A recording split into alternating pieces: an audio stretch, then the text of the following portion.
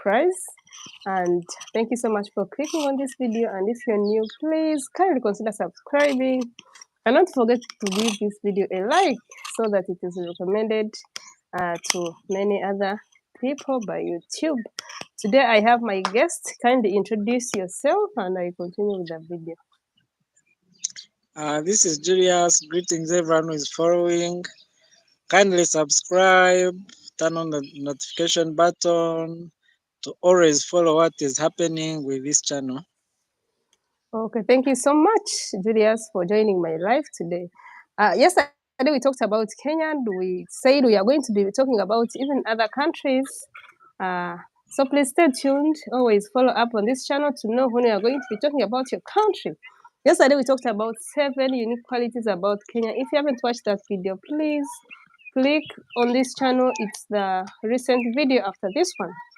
So today we are going to be talking about Uganda. 7 unique qualities about Uganda. Uganda has very many good things, very many good qualities, but what we're going to be talking about is only in Uganda, only about Uganda. So we are all Ugandans, and I have some points here. I'm going to be talking about them, and we will elaborate them in detail. Are you ready? I'm very ready. I'm very Ugandan now. Okay, so when we say the part of Africa, what comes in your mind? Tanzania, Burundi, part of Africa. Today we're talking about what is unique about Uganda. So number 1, part of Africa. Yeah, of course, like they always say, if something has been mentioned, can you just know which country minus mentioning the name of the country? That's what we are trying to talk about today, I presume. Yes. Of course, even if you are all over the world and they talk about the power of Africa, you always go back to Uganda, the breast country. Almost if you go back to the history of why it was called the power of Africa, it's a bit wrong, but I can maybe give like a hint. And it's because of its vegetation. Uganda is the only country across the globe. You go from east, west, south, east to west, north to south, and it is green. The vegetation is green. It is the only country. So when we talk about the power of Africa, the greenness, we are talking about Uganda specifically, our own country. So that was point number 1. I have 6 points, so please don't click out of this video. Continue watching and don't forget to subscribe and turn on that bell so that you get to know anytime that we'll be uploading the next video so that you know the next country that we're going to be talking about. Number 2, River Nile. The source, the longest what? The longest river? Is it the longest river? When you talk about River Nile, what comes in your mind? And when you talk about the Nile, Uganda has to come in mind first. Because you see, it runs from Uganda to Egypt. Its source is Lake Victoria, and it powers in the Mediterranean via Egypt. So definitely we own River Nile. We own the name. We own the source. We own the source. So many people have got so many theories that the source is in Burundi, is in Rwanda. But really, even if you Google, the source of the Nile is Victoria, is Uganda, via Ginger. Okay. That's number 2. Are you done with explaining the source? The River Yes, Nile? of course, the source of the Nile is in Uganda. The source of the second longest, of the first longest river in Africa is in Uganda. All right. So now we are going to be talking about the food. You know, Uganda is rich in food. So many food varieties. So today, we are going to be pointing out those unique ones, which you won't find it anywhere in other countries. And I'll be mentioning them one by one, then you will continue. If I don't mention about anything, don't go there. So number 1, Nsenene, grasshoppers. Begin with that one. Do we have it in any other country? When we talk about Nsenene, what comes in your mind? When you talk about grasshoppers, you're talking about Uganda, specifically a place called Masaka.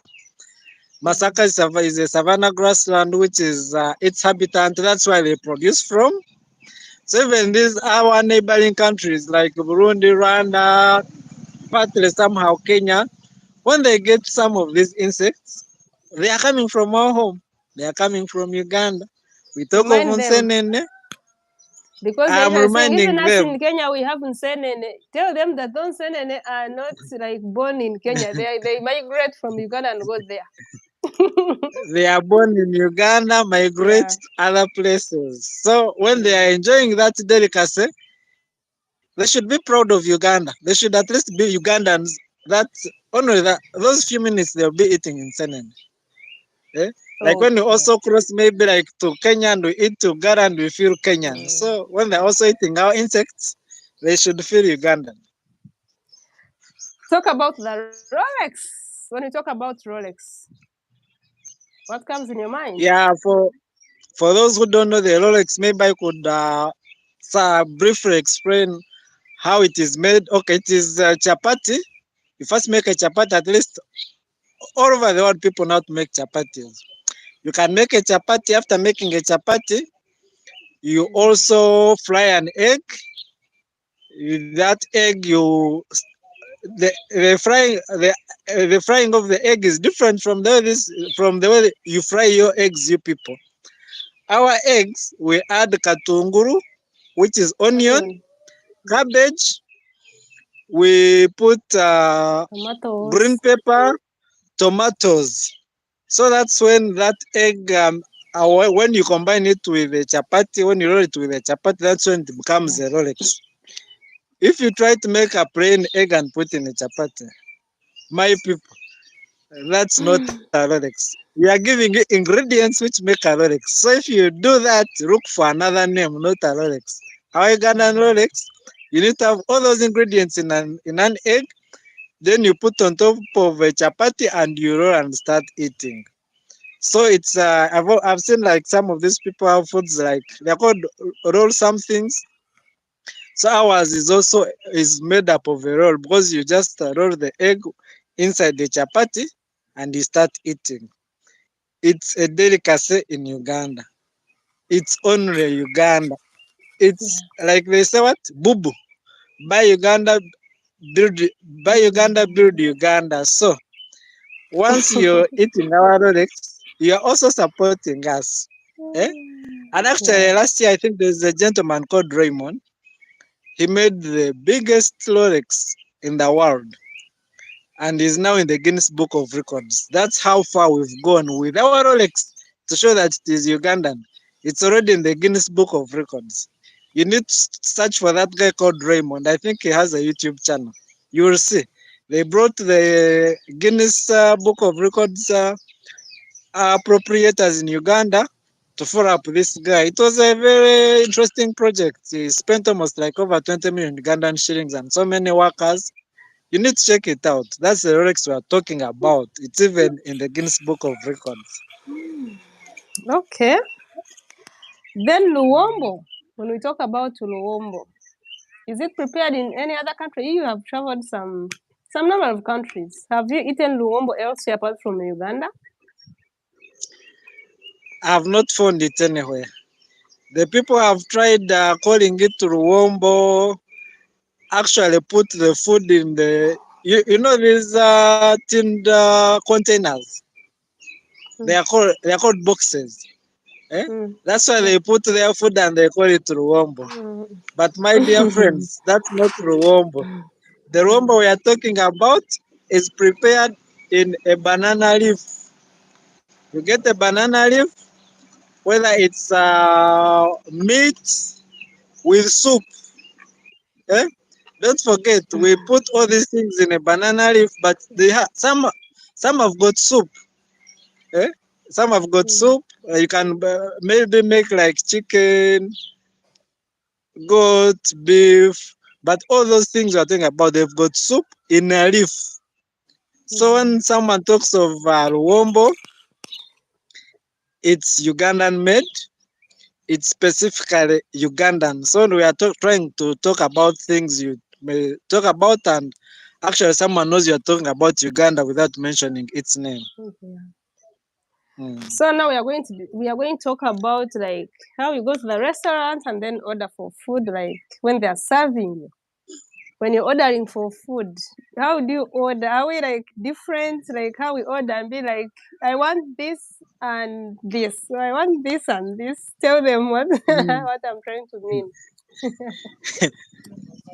In Uganda, it's a very interesting country when it comes to food and in Yeah. restaurants. Eh? Because you see, us, we have a statement, millionaire, all the Mm. food. So it's like on the Ugandan side, you only pay for the sauce. If you're saying you want to eat beef, you Chicken. want to eat goat meat, chicken, beans, you have to, that's what you pay for. The rest Yeah. of the food is given to you free of charge. Could I say that? Because They it count like depends upon, chicken according to yes, the it sauce. depends. That's the price. Yeah, we charge food based on the sauce. Sauce. The other things we make, we call them, maybe you can call them accompaniments for ease of our Mm. viewers. Eh? But when you go to other countries, they Mm-hmm. charge everything individually. When you go to other Mm-hmm. countries, Mm. they charge everything individually. Like if you're talking about rice, pumpkin, matoke, posho, all those are going to be paying separately. Plus the Even the sauce sauce, separate. yes. But us here, we charge the sauce and they give you all varieties of foods they've cooked that day. So we're a special Mm. country. Eh? Yeah. So when we are Ay. talking about such kind of arrangement of food, we are Mm. meaning Uganda, not anywhere on this planet. Okay, did I leave out anything on the food? On the food, Yeah.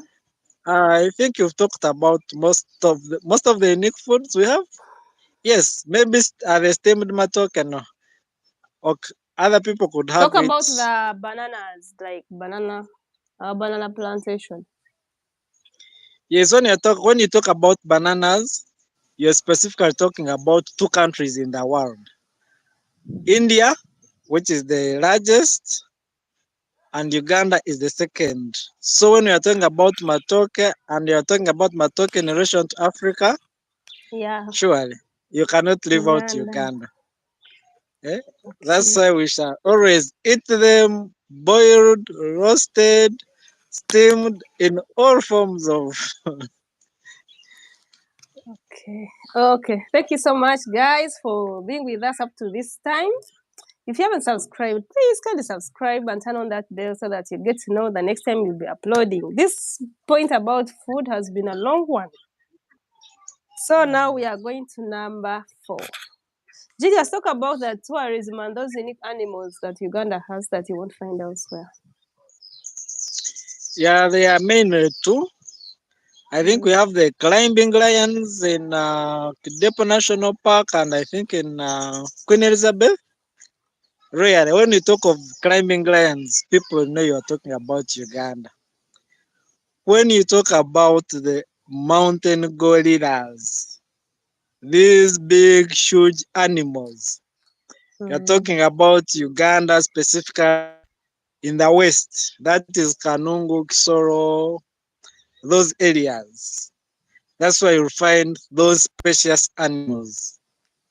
So those two categories, you talk about them, surely you're talking about Uganda. There's nothing else.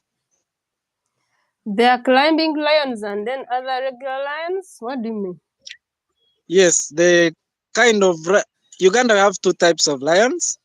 The Yeah. ones that walk on ground, Mm-hmm. then there's which almost every country has across the world. Mm-hmm. Then the second category is the climbing lions, the tree climbing, specifically tree climbing lions. So when you're in Uganda and a lion is chasing you, that's also another caution. You don't have to climb a tree because it will find you there as opposed to other countries Oh my where the lion goodness. can chase you and they climb a tree and it stays down. Ours, you climb, it will climb with you. So that Okay. one is a Mm. very unique one. to Uganda, to Uganda and the world at large. You want to see a climbing lion? You are very welcome to Uganda. Okay, number 5. Talk about the freshwater bodies. Yeah, Uganda, surely you cannot talk about fresh water bodies and you leave out Uganda. Uganda has more than 40 fresh water bodies. We're talking about fresh, not Yeah, salty. We know the whole world has got water bodies water all bodies. over their oceans, their seas, their lakes. But if you're talking about fresh water bodies, the water you can even go and drink immediately minus boiling, it is Uganda. You talk about freshwater bodies, surely Uganda. this is Uganda. Other places have got one or two or none, but us, we have more than enough. You can even come and enjoy. Come stay here. We're encouraging all the investors to come and invest in Uganda. Let them enjoy the natural things we have. Okay. Now, the last one, number 6. When we talk about Idi Amin, this was the former president of Uganda. What's special about him that when you talk about him, people everywhere know him? Yeah, you see, okay, I wouldn't want to talk about the negativity. I don't know. Okay, I'm sure everyone is not 100% perfect. Mm, He had his own weaknesses, and mm, unfortunately, around the world, they know him because of his weaknesses. yeah. Where he killed like the former archbishop, he did all sorts of funny things. But at this time, because you are trying to look at Uganda, its uniqueness, as Mm, one, as we are talking right now, we weren't born when Idi Amin was there. So at the end mm, of the day, it's none of our business. We are now talking about the good side of Amin. Eh? mm, The Amin people don't always want to talk about. The Amin who bought almost all the properties we have outside Uganda as a country. That is the person we're talking about. Who introduced the Uganda airline with almost 76 aircrafts that at some point disappeared. Eh? He mm. did so many things. Unfortunately, people don't want to talk about them. So we also talk about him that he contributed to what we are proud of as of today. So let people not only look at him as that beast or any other thing. He did his contribution. He had his own issues with the people who were fighting him. That's the unfortunate part of politics. Everyone who wants to come and wants to overtake you, they always have to first smear you with all negativity. Yeah. Then they come but we know through history we weren't born when he was there. By the end of the day, the other governments which came after me, we didn't send them to the bush. They Mm, did it on their own. So let us, as we don't mind about whoever is ruling or whichever government came and left, we are minding about what he did for us. Eh? At that time, already just now we have only 4 aircrafts, but at his time we had 76. We had 76 mm. aircrafts under Uganda Airline. By a P3 dropout, we are not talking about a professor or university graduate. Hmm? So these people should stop looking at Uganda in Amin's image. That's what I'm trying to say. If you are looking at him negatively, leave. Try to look at all the other good things we've talked about. But if you're trying to look at him positively, we've tried to give you a few things he did. His little okay, it might be little contribution, but he also had some positive contribution. So stop looking at Uganda as a mean. Look at Uganda as Uganda. Mm. Forget about politics. Okay, thank you so much, Julius. And that's all I had today. Please stay tuned for the next country that we're going to be talking about. We want to reveal it. You have to subscribe this channel for you to know. And turn on that bell so that you get that next time so that you're the first one to know the next time that we'll be uploading. Which country do you want us to talk about? Comment in the comment section. And so that we can talk about what you want to listen to. So guys, thank you so much, Julius. And 20 minutes is enough for this video. and we are going to say bye bye to our people. Bye, forever is following. Bye.